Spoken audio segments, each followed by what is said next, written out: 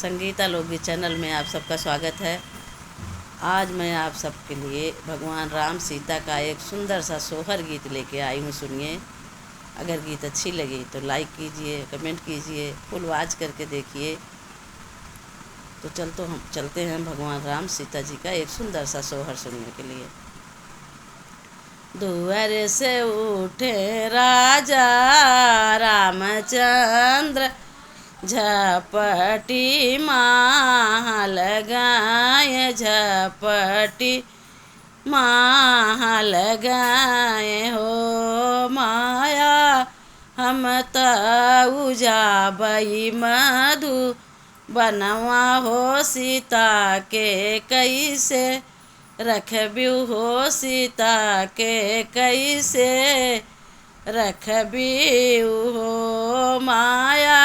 हम तऊ जाबई मधुबन के, सीता के कैसे रखबिउ हो, सीता के कैसे रखबिउ हो। अंगना में कुइया खनउबई होत, घाट बनउबई होत, घाट बनउबई हो। मोरे बेटा खाड़ चिरऊ जी का भोजन हो, हृदया बीचे रखबई हो, हृदया बीचे रखबई हो। बेटा खाड़ चिरऊ जी का भोजन हो, हृदया बीचे रखबई हो, हृदया बीचे रखबई हो।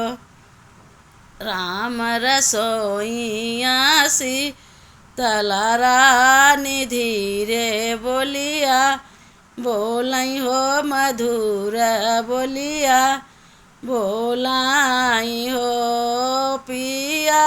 हमहूँ चलब तोरे साथ हो, अयोध्या नहीं रहबई हो, अयोध्या नहीं रहबई हो।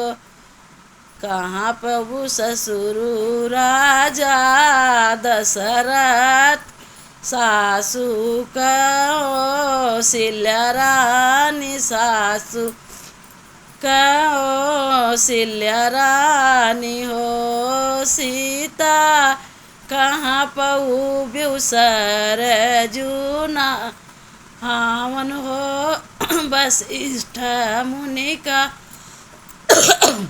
दर्शन हो, वशिष्ठ मुनि का दर्शन हो। सीता कहाँ पऊ ब्यूसर जू नावन हो, वशिष्ठ मुनि का दर्शन हो, वशिष्ठ मुनि का दर्शन हो।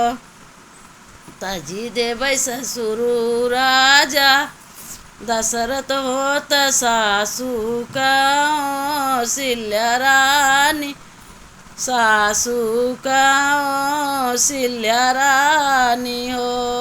राम तजी देवै सरजू नावन, वशिष्ठ मुनि का दर्शन हो, वशिष्ठ मुनि का दर्शन हो। क्षमा चाहती हूँ, थोड़ा खांसी जुकाम हो गया है, इसलिए गला फंस रहा है।